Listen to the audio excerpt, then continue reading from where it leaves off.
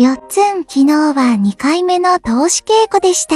制作の鈴木さんの頑張りでパンフレットも完成。高野愛、役の琴葉ちゃん可愛いです。稽古後、お友達の舞台を感激、充実した一日でした。とっても深い内容で、すごく素敵な作品になってます。